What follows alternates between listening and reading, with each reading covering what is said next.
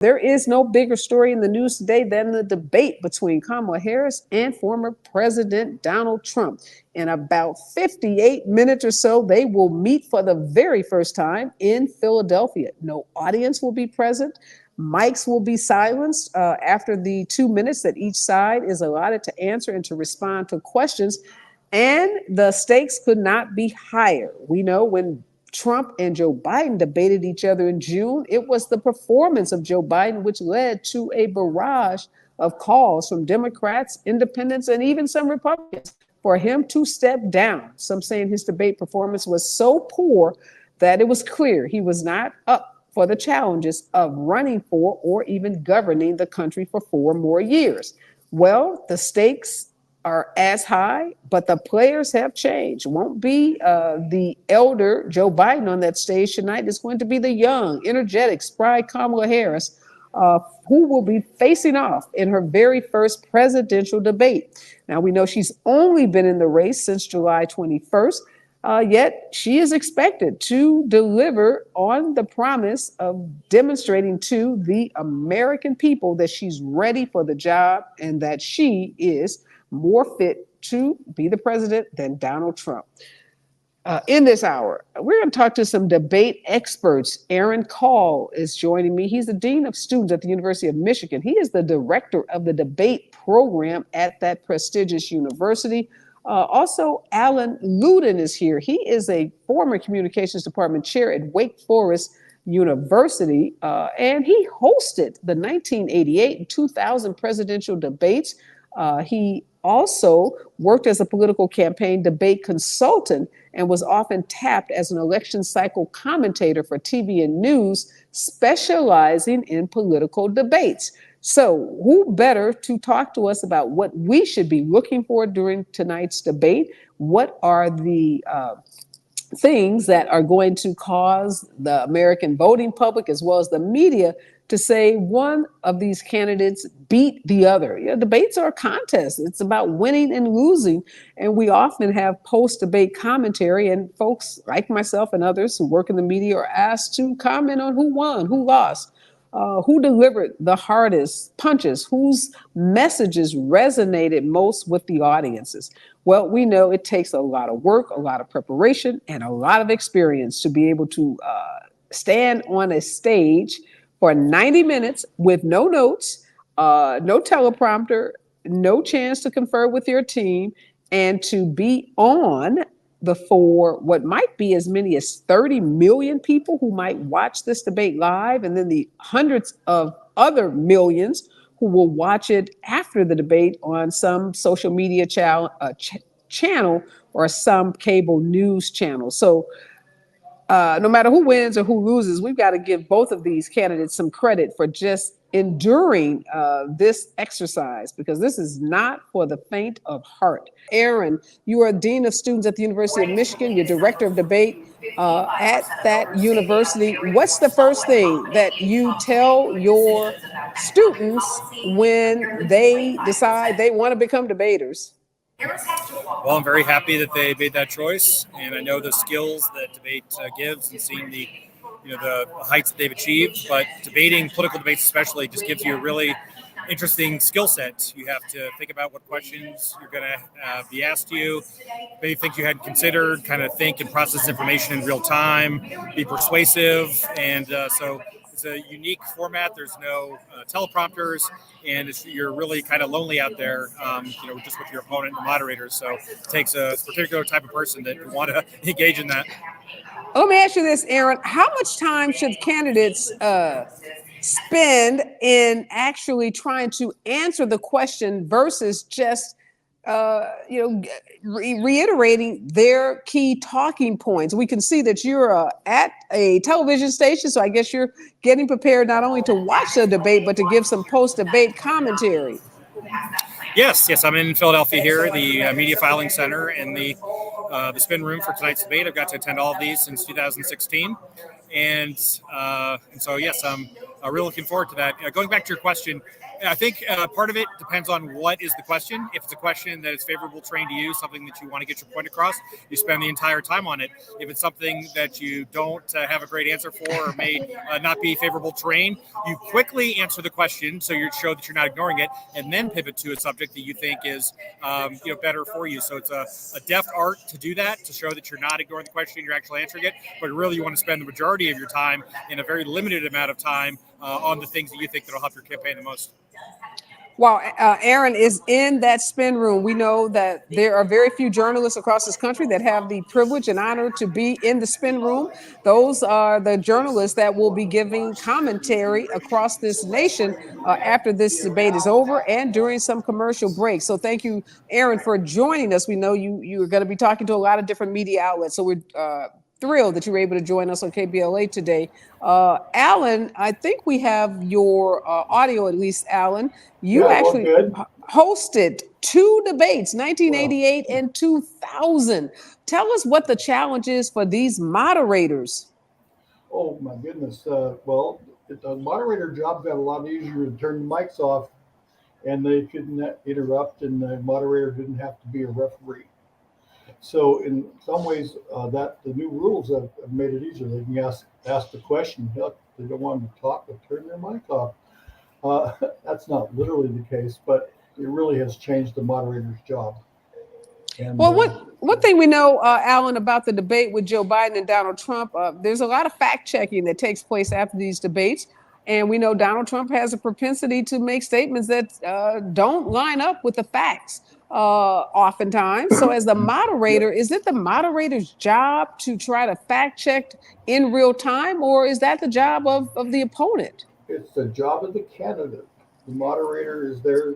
The moderator is saying both people have an equal chance here, and that's not their job to check it, although a follow-up question in fact could be a check of fact. But the other candidate could check it.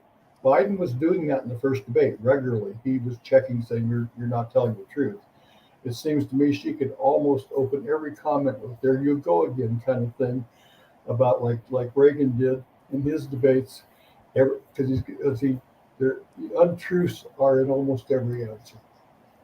Let me ask you. Therefore, you could make that the focal point if you wanted to. All right. Aaron, you heard Allan say that one thing Kamala Harris can do tonight is to open up every sentence with, there you go again. There's another untruth.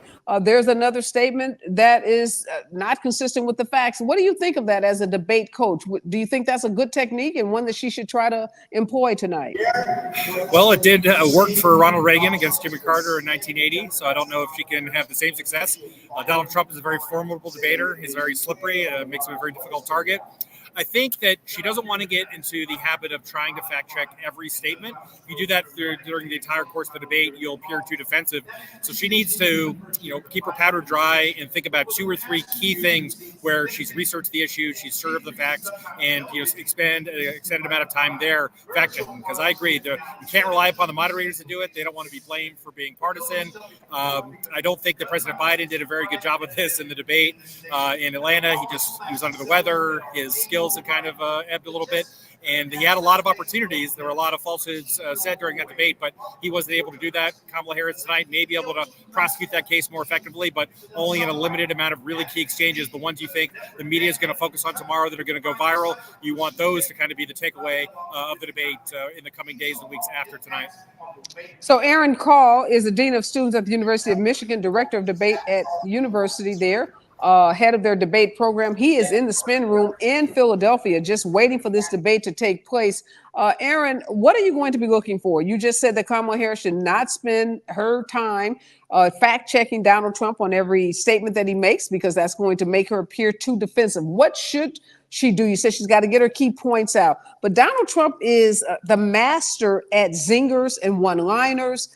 He's the master at quickly making statements that can throw you off your game. How does Kamala Harris respond to those quick one-liners, those zingers, and some what we expect to be insults? She's been preparing for this debate for the last week or so, been off the campaign trail, holed up in Pittsburgh, and really taking it seriously, tried to recreate, what the studio is going to be like and having an opponent play Trump. And so she understands how important the debate is, and she's put a lot of time into it because she's not as defined and knows this is an opportunity for her to introduce herself to those that may not be familiar with her, talk about her very compelling biography, her experience as a prosecutor and those that she fought against. And also experience as a senator in California and then the vice president of the United States. I think she wants to try to definitely take credit for some of the popular legislation from the Biden-Harris Inflation Reduction Act, trying to address climate change, infrastructure, while also putting some distance between her and the president, who gets blamed a little bit more than her for things like Bidenomics and inflation, and talk about what she would do differently if she were president, what her agenda is for the next 4 years. I'm sure she'll have some zingers of her own, but those you have to wait for the right question, the right time. It has to be authentic and not look forced, and you have to have really good timing there. So probably have a half dozen potential things you think would be good to say, but only get a few of them out at the exact right time. And not respond to every negative thing. I thought in the campaign trail, she's done a good job of kind of turning the cheek and saying that's just old news. I want to focus on the issues, especially for undecided voters. I think continuing that tactic would be wise for her tonight. And Aaron, what about like just the physical presence on that stage? We know that when Donald Trump debated Hillary Clinton, he trolled her. He kind of walked behind her, tried to use his stature to intimidate her. Kamala Harris is about 5'4" in heels. Maybe she's 5'7.5". Donald Trump, I don't know, maybe he's 6 feet. He exaggerates his height oftentimes, but we do know he's taller than her. What about just the differences in stature on the stage? Does his size, just say he's more demanding just by virtue of him being larger than her? And how does she counter that? Yes, I think he will try to use his physical imposing nature. I think he is about 6'2", 6'3", and certainly there'll be a big disparity between them, both in terms of height and size. But I think some of the debate rules for tonight, they're constraining on his ability to do things like he did with Hillary Clinton in 2016. That was a town hall debate, and they were free to walk around the stage and answer questions from the audience. There obviously won't be an audience this time, and they're going to have to stick behind the podiums, and so you can't circle around the stage like a shark like you did with Hillary Clinton. But the split screen shot is going to show that differential a little bit. When the Commission on Presidential debates kind of oversaw these, they just get one shot. But then when CNN, we've returned these to the networks, I'm sure ABC will do the same. It'll show them side by side. And so, I think nothing she could do about her height, and she's not allowed to wear lifts or anything like that. But I think the age disparity, it will be something that will be a benefit to her. President Biden looked terrible when that split screen shot with his open mouth and eyes in Atlanta, and she's going to look a lot better, 20 years younger, and potentially use that in terms of an age and stamina, especially if he makes any mistakes during the debate, to show a really different contrast between her as opposed to what we saw with Biden and Trump. Yeah, and Allan, for you, what are you going to be looking for after these debates? You've been that guy in the spin room that's giving commentary about what you've witnessed, who the winners were, who the losers were. Tonight, what's going to be a win for Kamala Harris for you? Authenticity. There's those moments in debate where something is real and it rings true with the narrative they're telling. And if she comes through as really caring in some way, which is real, can't be fake, and that moment is unique. In other words, it happens because she's clever and she's a prosecutor and goes after him or something. That's golden.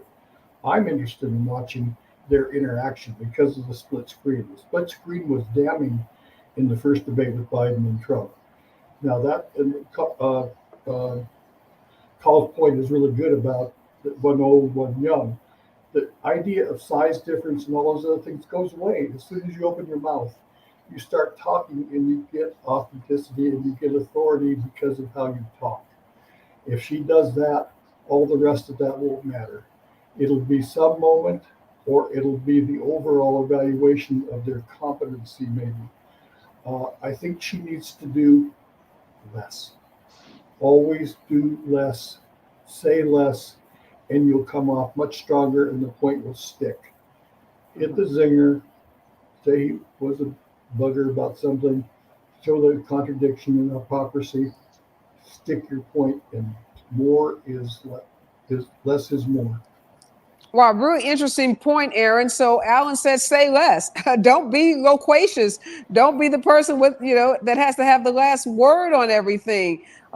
Get in, make your point, and get out. Is that a good debate rule? It is when you think things are going in your direction. Quit while you're ahead, and I think we've seen that in some of Kamala Harris's past debates, going back to when she was in California. She had a debate when she was running for the Senate against Loretta Sanchez, who decided to dap at the end of the debate for really no reason, and rather than kind of say anything or address that verbally, she just kind of had a look on her face and said that this is very clear, kind of the difference between the candidates. And also going back to when she ran for district attorney of California, her opponent said that he was going to take a salary both for his pension and as the district attorney, and she said, you do that, you deserved it. And then those are two examples of less being more. And it's not just the 90-minute debate itself, but then those get put into advertisements and are on social media. And so they can do more for you outside of the debate than even on the stage. And you can use that other time better spent, in some of your proposals or specific things that you want to talk about. Big issue in this debate, obviously, we talked about age, we've talked about size, but we've got to talk about gender and race. We've never had a white male candidate debating a Black Asian female candidate for president of the United States, because we've never had a candidate like Kamala Harris. How do you think race and gender play into this debate, if at all, Aaron? Well, certainly it does. It's always kind of on the table, even if not said. It's just something that's there and known. I think that Kamala Harris's position is the kind of people understand, what the dynamic is and what would be the historical nature of the election. But it doesn't seem like, at least on the campaign trail and her speeches, that she likes to overtly address it. And that's in contrast to Hillary Clinton, when she was this transformational figure in 2016. Obviously, that didn't work out for her.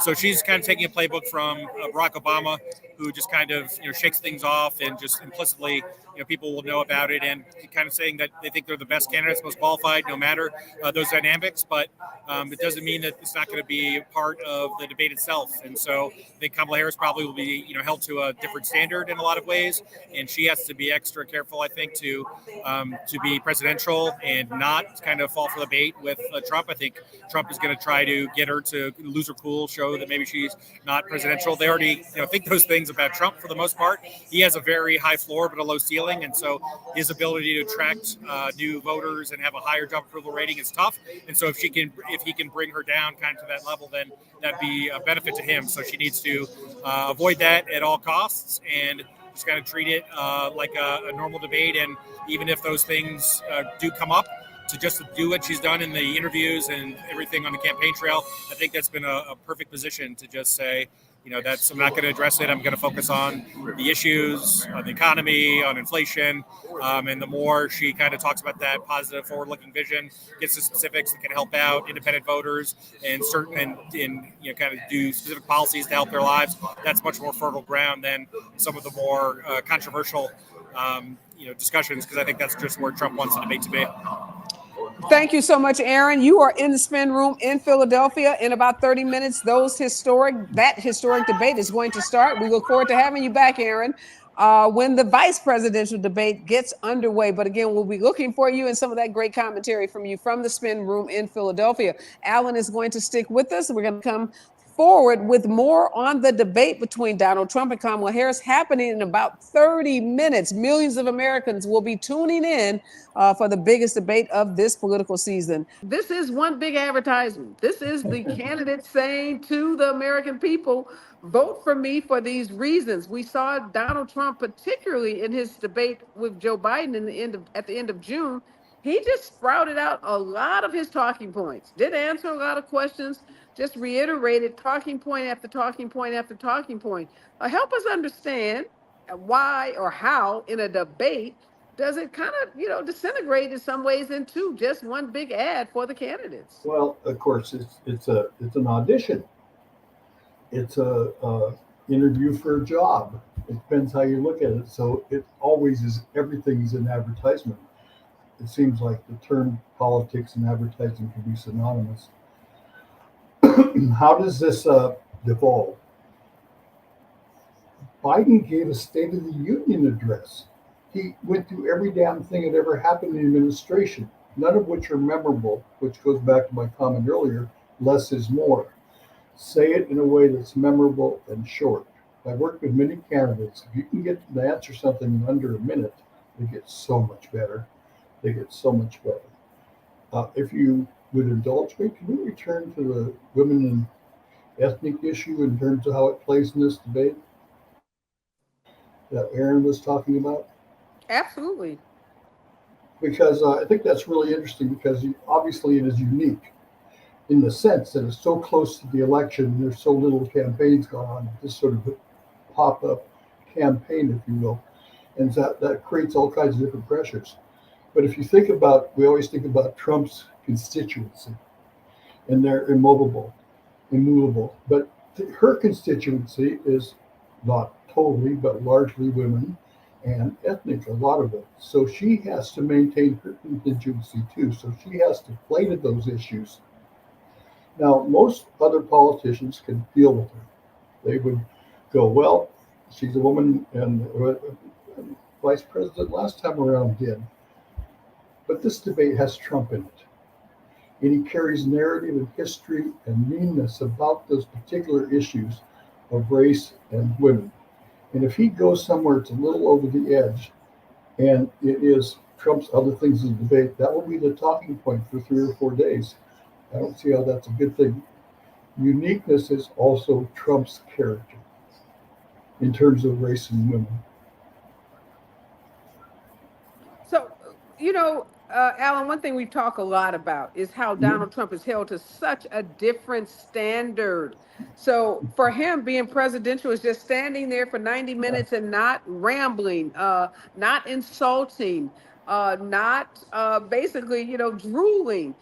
Kamala Harris, though, the expectation is that she's going to introduce herself to the American people. She's going to tell us about all these policies that, she has been a part of with the Biden administration, but policies she's going to pursue as president. How do you judge a debate when going into it, the standards are so different for each candidate? Yeah, well, you could say there's no standard for Trump, right? That's sort of the implication.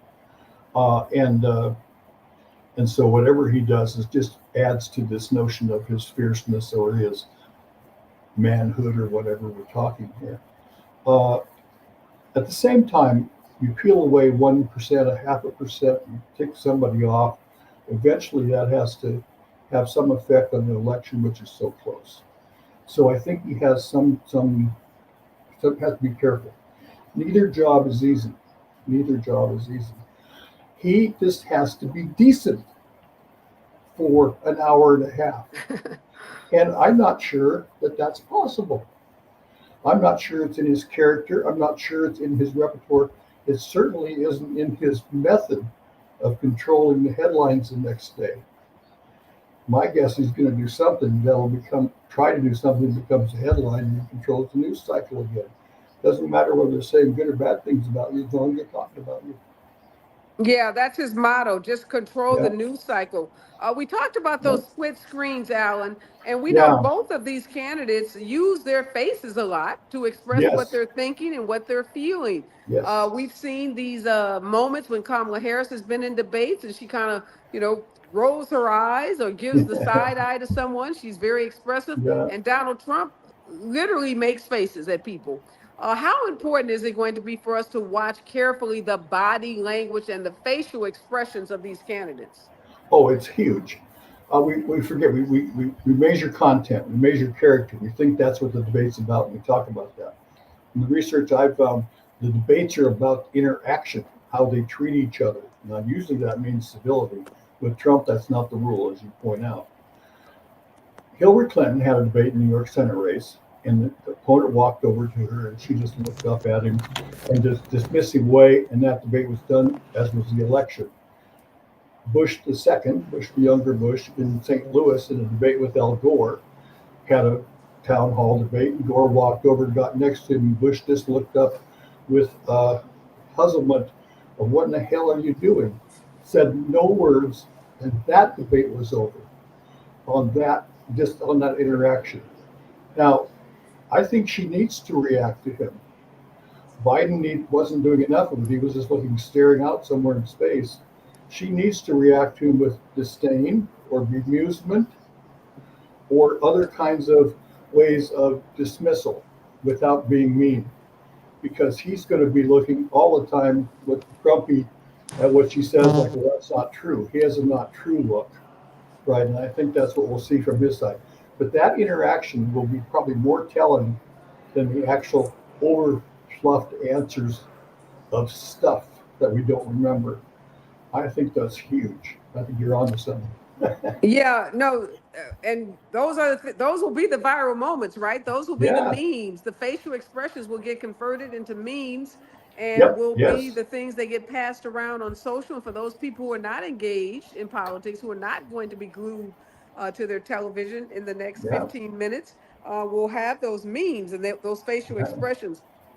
We talked some, Alan, about the moderators, not the job you Yeah. said of them to fact check. It's the job of the candidates to do that. But one of the things that bothered me about the Biden Trump debate in June, Mhm. Donald Trump would make a blatantly false statement Yeah. like he's the best president for Black Americans since Sometimes, Abraham Lincoln. sometimes he Or says Lincoln or forever. Sometimes. yes, sometimes it's forever, sometimes it's Abe Lincoln. And the Yep. moderators would just say, "Thank you, Mr. President." And I know they didn't mean anything by that. Like they weren't condoning his statement, they weren't affirming his statements, but it felt like that at times when he would make these false statements. Is there anything else a moderator can do when a candidate makes a clearly outlandish, Yeah. outrageous statement like that, rather than to say thank you? Because the thank you to the unknowing person sounds like, yeah, that's right. You're right. Yeah. That's the best president. You're the best president since Lincoln. And I agree. It just feels like I, affirmation of the statement. I hear you. So I think just silence. You just go cut the mic and go to the next question. I think it's the follow-up question is how they handle that. You know, I can be kind of amusing to say, Mr. President, did you mistake? Did you really mean you're the best president in this regard since Lincoln? What does that mean? What do you mean by that? Then he'll do a little job stick, right? And I assume that's what he would do.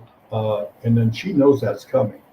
Think what a delicious debate this would have been to coach or to deal with, because in this debate, you know, he only has a certain repertoire of things. All the things he did in that first debate, he will do again, Right. exactly the same. Knowing that and knowing the question, it seems like you could set him up every time or take him down afterwards. As I'm not thinking partisan here. I'm just thinking about how this thing sets up uniquely compared to other debates. It's Well, you're right, because predictable. it sets up because it's so predictable, because we Yeah. know the playbook. There are about 10 or 20 statements he's going to Yep. make, on the economy, on Yep. jobs, on the borders, what he says on each of those key topics. She's never met Donald Trump. So how does that play into it at all? The fact that these two individuals who are both vying to become president of the United States have never, ever encountered each other. What you made me think of is he should have gone to the inauguration. We would have met her. You're right. He was too much. He was, petulant child. He wouldn't show up. He wouldn't do what presidents typically do, which is, Yeah. transfer that power. I don't think it matters much. Think about, they have been watching each other for years. They've seen so much footage that they're going to be sick of it from the debate practices and things. I don't think it matters much. Well, oftentimes, Alan, we hear that Donald Trump says he doesn't prepare for debates. He says he's ready. The bravado says, I don't need to prepare. I know this stuff like the back of my hand. Although we have gotten some reports that lately he has been meeting, even with someone like Tulsi Gabbard. It's reported Yeah. that she's been trying to help him because she had a moment during the 2020 presidential Yeah, I'm thinking, primary, Democratic primary, where she tried to take Kamala Harris down based on her record as a prosecutor, as yep. a district attorney in the state of California. What do you make of Tulsi Gabbard being a part of Donald Trump's debate prep team? She makes videos constantly. She's always commenting on every issue that happens, and she puts them out there on the internet, try to build a following, which didn't happen. I feel for her in the sense it seems like she's trying to find a place to land or be of any kind of importance, sort of like Robert Kennedy joining the Trump campaign. I'm starting to sound partisan here, which I don't intend to do. But these things happen, right? These are actual facts that Well, I happen was in going to this say what you just said campaign. about Tulsi is 100% accurate. She's definitely trying to find something to make her relevant. Yep. And, you Yep. know, she was a Democrat that endorsed Joe Yeah. Biden. Yes. So she's had, like you said, Robert Kennedy, they cannot find their ways. They just have turned against everything they Well, that's, otherwise I guess you could say it's told us they believed. kind of nice. There's a lot camp for lost souls that they can go Yes. rest in. You know, there's a All whole right. bunch of those folks. I'm Yeah, talking to Allan Louden. Allan is a a Loudon, but I veteran. forgot your questions. Oh, that's okay. That's I just cool. want to remind my audience that you are a debate expert. You hosted the 1988 and 2000 Uh, presidential debates. You have been my campus department, did. your My, campus did, at I the didn't. campus of Wake Forest. The Yep. Department of Community, headed the chair, you were the chair of the Department of Communications at Wake Forest University. And you know a whole lot about political debating and advertisement. You wrote a book called Biden versus Trump: How Political Advertisements Shaped the 2020 Presidential Race. This is your sixth book. So you are a legit expert on debate. So give us a couple of tips, Allan, on what we should be watching for at these various watch parties that are happening across the nation. Don't you imagine the watch parties are really kind of partisan gatherings of friends? Uh, now Well, I agree you that there are can, no undecided voters. I don't believe yeah, they're and independents, and I don't believe they're undecided the voters. presidential commission did a lot of watch parties, and we hosted a lot of them.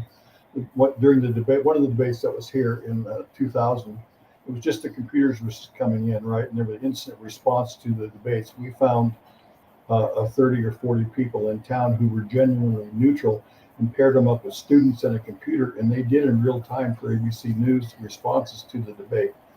Those are quite interesting because those are authentic. You can tell when something hits and when a message works a little bit, or that it's got some legs. People respond viscerally, and so that was kind of a fun little experiment. You probably couldn't What should find they? those people though today, Allan. The I world is I so agree. partisan. Well, when you talk to real people, they sort of claim they're more toward the middle. They don't really know. So you could get that, but you're right. It's much more difficult than it would have been in a race like that, Gore and Bush. And that was a long time ago. Give me a break, right? But anyway, the what do people look for? The newspapers, everybody, all these outfits are putting up. Here's what you should look for, and it tends to be fact check and listen for their policies and all that kind of thing. I think you should look for character that Mm. comes through, that's real, because that sticks, and we remember that. Policies come and go, and you can lie about those to your teeth. Both parties arguably do to some extent, or at least if it's your own party, they exaggerate. The other people lie, and so you know how that goes. I think that you look for authentic moments of interaction and those things which reveal what people's character actually is, because we tend to want to vote for that which is reliable. And the screen just went blank. No, I can hear I'm you. back. You made a Okay. good point, Allan. Good point Yeah. about policies. People do exaggerate or outright Yeah. lie Yeah. about their positions on policies. We see politicians flip flop all the time. One day they Yeah. believe in abortion, the next day they don't. Yeah. They get into office, it's somewhere in the middle. So you can't just rely on what they say about policy. You do have to look at character. You have to look at track record. And you have to, I think your point about authenticity, look at who is the most authentic person on that stage. Who's the person that you would feel best handling a crisis if Now, this country were attacked? Uh, most things I think are pretty favorable to her for the debate. But authenticity is a tricky one, because people don't feel like they know her, and she tends to speak like a politician. There's this the normalcy of the politician's rhythm. If you don't like him, it doesn't matter. He's still authentic as hell, and that authenticity works. And so that is a thing on the Trump ledger, because you feel like that really is who he is. Well, you can hate it, but it's not inauthentic. You're right about that. We don't often learn anything new about Donald Trump. He's pretty much shown us who he is. We Yes, pretty much know him for who he is. right. And people have to decide. Like you said, if you want a convicted felon, if you want someone with his track record to be back in the White House, given the chaos that he created when he was last in the White House, then he's your guy. But if you believe that this country should move forward, that we want to have a more normal presidency, Yeah. with a cabinet full of people who aren't likely to end up in jail, aren't likely to end up indicted, with a candidate that's not likely to end up indicted, convicted, and fighting to stay out of jail, it's probably an This easy is, choice.